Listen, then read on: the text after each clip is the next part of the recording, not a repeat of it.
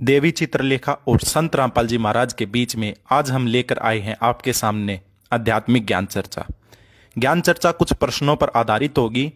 ज्ञान चर्चा शुरू करने से पहले हम इनका परिचय आपसे करा देते हैं। देवी चित्रलेखा श्रीमद् भागवत कथा करती हैं, जो कि मूलतः पलवल से हैं। इनका जन्म 1997 में हुआ था और ये एक ब्राह्मण परिवार से ताल्लुक़ रखती हैं। और अब हम आपके सामने परिचय कराते संत रामपाल जी महाराज का। संत रामपाल जी महाराज जाट वर्ण से हैं और इनका जन्म 1951 में हुआ था और ये कबीर परमात्मा को अपना इष्ट देव मानते हैं। अब शुरू करते हैं ज्ञान चर्चा। ज्ञान चर्चा शुरू करने से पहले जिन्होंने चैनल को सब्सक्राइब नहीं किया है, चैनल को सब्सक्राइब कर लें। जैसा कि आपने सुना कि आध्यात्मिक ज्ञान चर्चा 3 प्रश्नों पर आधारित है। ये 3 प्रश्न हैं: क्या भगवान जीव के पाप नाश कर देता है? दूसरा प्रश्न, भगवान कौन है? और तीसरा प्रश्न, गीता किसने बोली? ये 3 प्रश्न के जवाब जानने के लिए हम देवी चित्रलेखा जी और संत रामपाल जी महाराज की कुछ वीडियो के अंश लिए हैं, जो कि आपके सामने दिखा रहे हैं। पहले देवी चित्रलेखा जी का एक वीडियो देखते हैं, जिसमें उन्होंने बताया है क्या भगवान जीव के पाप नाश कर देता है। देखिए यह वीडियो।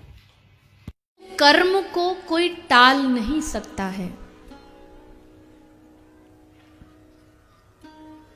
जो कर्म हमने किए हैं उसका परिणाम हमें हर हाल में भुगतना पड़ेगा। बस परिणाम देना भगवान के हाथ में, बाकी सब कुछ हमारे हाथ में। तो ये थे देवी चित्रलेखा जी के विचार, जो बता रही थी कि भगवान पाप नाश नहीं कर सकता, कर्म को नहीं बदल सकता। केवल भगवान कर्म का किया ही दे सकता है, जो मनुष्य ने किया है। अब जानते हैं संत रामपाल जी महाराज के विचार। क्या भगवान पाप नाश कर देता है? देखिए यह वीडियो। कि जितने भी ऋषि महर्षि संत हुए हैं, ये कहते हैं कि प्रारब्ध का कर्म प्राणी को भोगना ही पड़ता है, भोगे से ही समाप्त होता है। बृहस्पति जी देवताओं के गुरु हैं और देवताओं के गुरु क्या कहते हैं कि इंद्र को बता रहे हैं कि जो आपको सुख प्राप्त है और जो आपको दुख प्राप्त है, ये आपके पाप और पुण्य अक्षय हो रहे हैं, नाश हो रहे हैं, और यही तरीका है इनके नाश करने का। जैसे आप सुखी हो तो आपके पुण्य नाश हो रहे हैं, उनका भट्ठा बैठ रहा है पुण्यों का, और यदि आप दुखी हो तो आपके पाप नाश हो रहे हैं। ये प्रोसीजर, ये प्रोसेस बताया इन्होंने। लेकिन ये है इनका अपना लोक वेद, न ये वेदों का ज्ञान है और न ही ये कोई और अन्य किसी जिसने परमात्मा प्राप्ति की है उस महापुरुष का विधान है। वेदों में लिखा 8वें अध्याय के 13वें श्लोक में, मंत्र में, यजुर्वेद में, कि परमात्मा तो घोर पाप का भी नाश कर देता है। किसी भी प्रकार का संकट आप प्राय भगवान उसको दूर कर सकता है। पुण्यात्माओं, यदि प्राणी को जैसा उसके भाग्य में है वैसा ही भोगना पड़े तो कोई ना भक्ति करे और ना भगवान की जरूरत फिर हमने। फिर आवश्यकता क्या है परमात्मा की? जिसका ऊपर कैर टूटना वो टूटेगा, फिर क्या की भक्ति करेगा? वो कर ली भक्ति फिर तो घुट्टी लावेगा, वो शराब पीने लगेगा या डाके मारेगा कि तो चोरी करेगा। तो इन लोगों ने बिगाड़ दिया पूरा समाज, क्योंकि पहले आत्मा सबसे पहले परमात्मा से ही राहत चाहती है। परमात्मा से राहत ना मिलने से फिर ये बकवाद करने लग जाती है मन के अधीन होकर। और जब परमात्मा का सहयोग आपको मिलेगा, आपको इतना सुख देगा भगवान, इतना बेनिफिट देगा, इतना आपको जो है बरकत देगा, आप सोच भी नहीं सकते हैं। और फिर आपको ज्ञान हो जाएगा तो जहर खाना है, किसी का पैसा मिलावट करके लेना या वैसे रिश्वत लेना, चोरी करना, दान दहेज लेना, ये तो विष खाना है, विष। और फिर कहते हैं जैसे किर का जहर का रंग होरी हो, कहो कौन तिस खाव राम रंग होरी हो। कहते हैं परमात्मा के नाम से होरी माने खुशी होगी, और जहर के किरका जहर का कण भी कौन खाओगा? नो पता लग गया, यू कण पड़ा जहर का, विष का, हाथ भी ना लावा आदमी तो ये जो भी आज आप अज्ञानतावश से रिश्वत लेते हो, चोरी करते हो, किसी और से धन लेकर नहीं देते हो, इस आध्यात्मिक ज्ञान से आपको पता चलेगा ये विष खा रहे हो, विष। और फिर इस जहर ने कौन खाएगा? छुआ भी कोई नहीं, दूर का जागा, आग लगे कि क्या पता कैसा धन है ये। और अब बक्से को ना ट्रंका अंदर से तिदुरियां तोड़ के काट ले जाए। अब देखो पीछे पंजाब प्रांत में उग्रवाद फैल गया था, युवा बच्चे किसी के भ्रमित किए हुए अपराधी बन गए थे। फिर भारत सरकार ने उनसे कहा था, भाई जिसने जो भी अपराध कर लिया सो कर लिया, अब जो भी व्यक्ति अपने पिछले आगे कोई अपराध ना करने की प्रतिज्ञा करेगा और मुख्य धारा में आ जाएगा तो उसके सारे मुकदमे वापस ले लिए जाएंगे। और ऐसा ही हुआ था।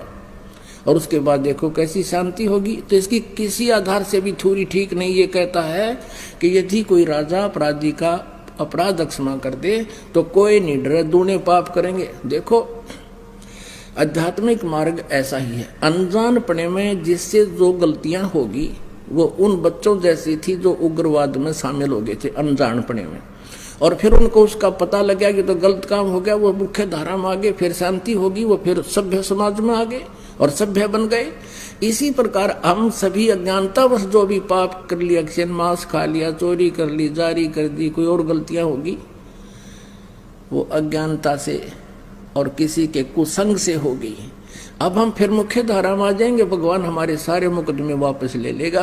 जब ही सतनाम हृदय धरो भयो पाप को नासे, जैसे चिंगारी अग्नि की भाई पड़े पुराने घासे। और ये तो इसका प्रैक्टिकल ये भी झूठा हो गया इस संसारिक दृष्टिकोण से जिसने इसने उदाहरण दिया। और अब वेद फेल करेंगे इनकी अज्ञानियों की थ्योरी को। वेद बताते हैं कि परमात्मा घोर पाप का भी नाश कर देता है, ये देखिएगा ये जरूर। और इसको इस अनुवाद भी दानंद जी ने कर रखा है। इसने प्रकाशक है सार्वदेशिक कार्य प्रतिनिधि सभा 2/5 महर्षि जानत भवन रामलीला मैदान नई दिल्ली से।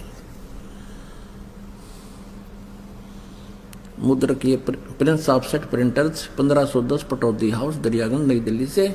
और महर्षि दानंद सरस्वती कृत इसका अनुवाद किया इसने। ये he is not writer of the Vedas, ये वेदों का लेखक नहीं है, वेदों का अनुवाद करता है महर्षि दानंद ओनली। अनुवाद में भी इसने ये देखिएगा 8वें अध्याय का 13वां मंत्र, ये है अध्याय 8 यजुर्वेद 8वां अध्याय 241 पृष्ठ पे। यहाँ पर है ये 13वां मंत्र और इसका अनुवाद इन्होंने किया है यहाँ पर 242 पृष्ठ पे। यजुर्वेद ये 242 पृष्ठ पे ये अर्थ है, हे सब के उपकार करने वाले मित्र आप। ये मित्र का अर्थ इसने उलझाने के लिए लिखा या परमेश्वर के लिए है। इसने सत्यार प्रकाश में खुद कहा है प्रथम अध्याय में कि सबका सबसे हितकारी होने के कारण, हितैषी होने के कारण परमेश्वर का नाम मित्र है। तो हम यहाँ परमेश्वर कहेंगे, हे सब के उपकार करने वाले परमेश्वर, दान देने वाले के अपराध के विनाश करने वाले हो। यानी जो दान देता है उसके प्रारब्ध में जो पाप हैं उनका नाश कर देते हो। यानी कुछ ऐसे पाप हैं जो दान से नष्ट होते हैं, कुछ ऐसे पाप हैं जो अपनी सेवा से साफ होते हैं, कुछ ऐसे पाप हैं स्वाध्याय से साफ होते हैं, नाश होते हैं, कुछ ऐसे पाप हैं जो सतनाम से ही, जो किसी से भी ना हो फिर सतनाम से होते। तो यहाँ लिखा है कि दान देने वाले के अपराध के विनाश करने वाले हो। वेद बता रहे हैं भगवान की महिमा।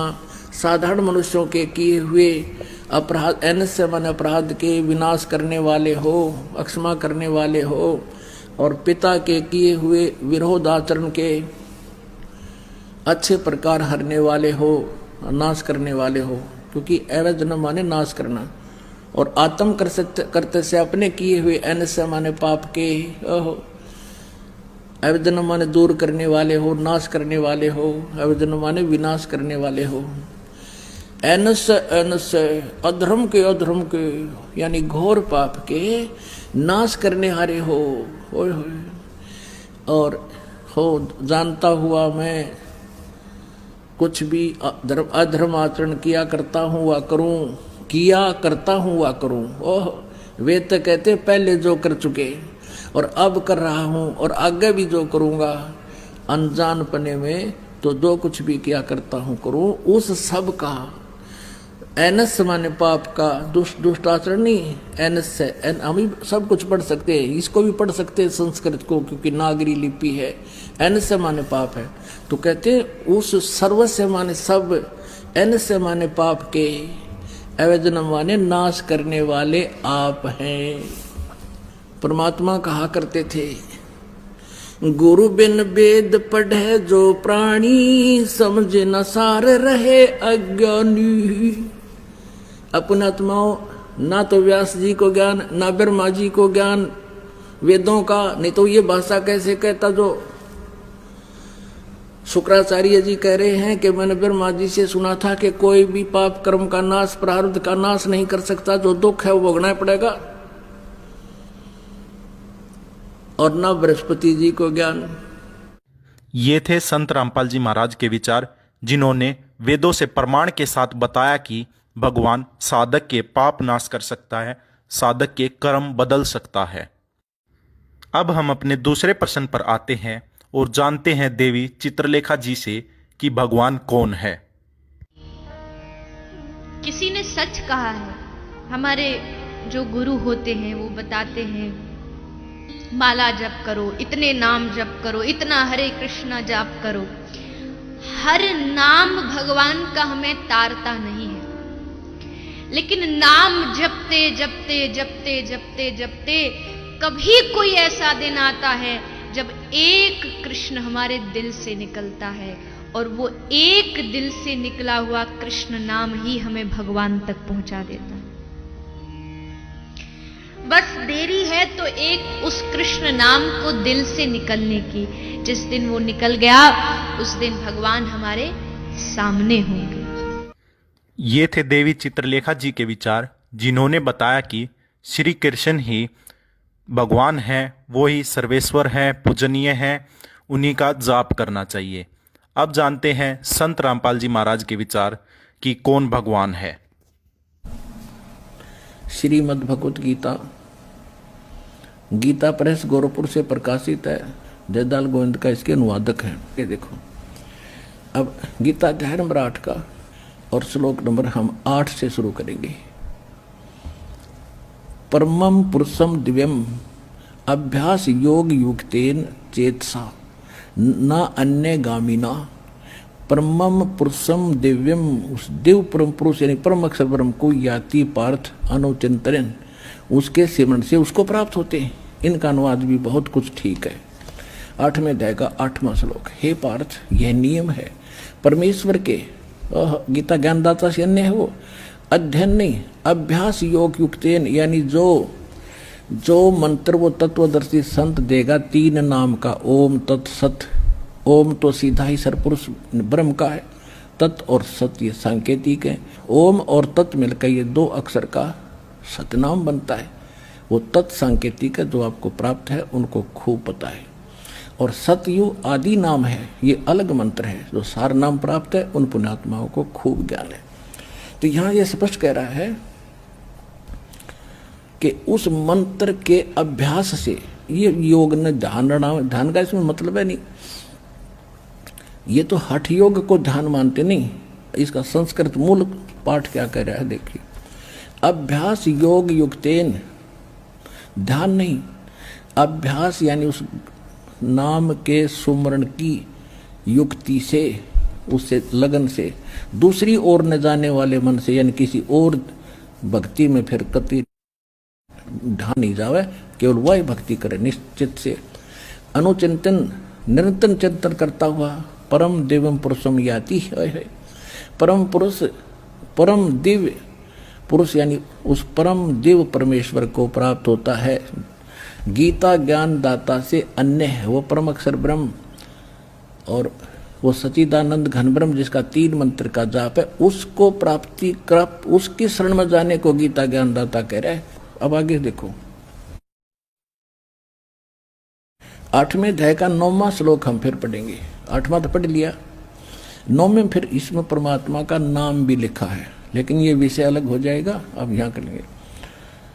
जो कवियम सर्वे कर दिया, कवियम ये लिखना था, जो कबीर देव है अनादि, सबके नियंत्रता, सूक्ष्म से भी अति सूक्ष्म, सबके धारण पोषण करने वाले, अचिंत स्वरूप और सूर्य के सदृश चेतन।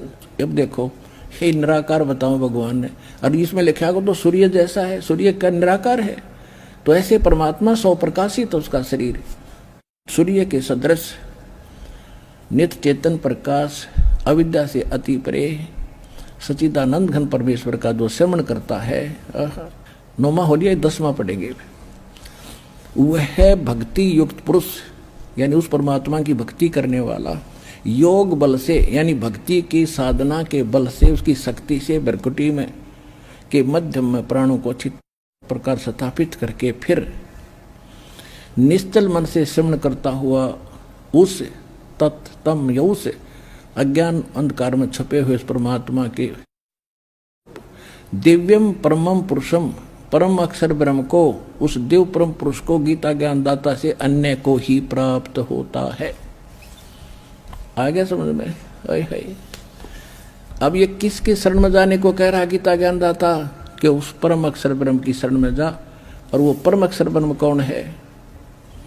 अनंत कोट ब्रह्मांड का एक रति नहीं भारे, सतगुरु पुरुष कबीर हैं ये कुल के सृजनहारे। वो कौन कबीर? हम सुल्तानी नानक तारे, दादू को उपदेश दिया, जात दुलाहा भेद न पाया, वो कंसी मोहे कबीर हुआ। He is God, Kabir is the weaver name of God.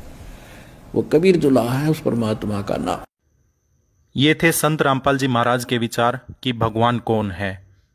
अब हम अपने आध्यात्मिक ज्ञान चर्चा के आखिरी प्रश्न पर आते हैं, जो है गीता ज्ञान किसने बोला, और जानते हैं देवी चित्रलेखा जी के विचार। यानी भागवत क्या है? राधा रानी के स्वरूप पर ही कृष्ण रूप में अक्षरों से भागवत को सजाया गया। राधा और कृष्ण का मिश्रण ही श्रीमद् भागवत है। भागवत में श्री का अर्थ जो कृष्ण की शक्ति है, और कृष्ण की शक्ति कौन है? कौन है? कृष्ण की अचिंत्य शक्ति है श्री किशोरी जू, श्री लाडली राधा रानी। वो ये थे देवी चित्रलेखा जी के विचार, जिन्होंने बताया कि गीता जी का ज्ञान श्री कृष्ण जी ने बोला है। और अब जानते हैं संत रामपाल जी महाराज के विचार कि गीता जी का ज्ञान किसने बोला है। कि श्री कृष्ण जी तो कहता है कि मुझे पता ही नहीं गीता का ज्ञान। गीता जी में मैंने क्या कहा था जब वो युद्ध के दौरान तूने मुझसे सुना? महाभारत, ये देखिएगा, द्वितीय खंड, संक्षिप्त महाभारत द्वितीय खंड। और ये कहां से प्रकाशित है? गीता प्रेस गोरखपुर से। और इसके अनुवादक कौन है? संक्षिप्त महाभारत द्वितीय खंड। और इसके संपादक तथा संशोधक हैं जय दयाल गोविंद का, जिसने गीता जी का भी अनुवाद किया हुआ है। और ये कहां से प्रकाशित है? गीता प्रेस गोरखपुर से। इसके देखना प्रश्न नंबर 667 पर, प्रश्न नंबर 667 पर ये क्या है कि अर्जुन का श्री कृष्ण से गीता का विषय पूछना, और श्री कृष्ण का अर्जुन से सिद्ध महर्षि और कश्यप का संवाद। जन्मेजय ने पूछा, जन्मेजय ने पूछा,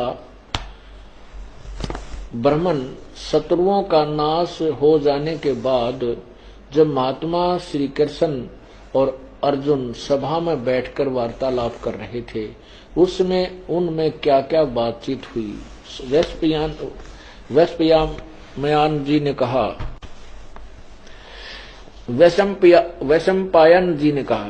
वैशंपायन जी ने कहा, राजन, श्री कृष्ण के सहित अर्जुन ने जब अपने राज्य पर पूरा अधिकार प्राप्त कर लिया तो वे दिव्य सभा भवन में आनंद के साथ रहने लगे। एक दिन स्वजनों से घिरे हुए वे दोनों मित्र स्वेच्छा से घूमते घूमते सभा मंडप के ऐसे भाग में पहुंचे जो स्वर्ग के समान सुंदर था।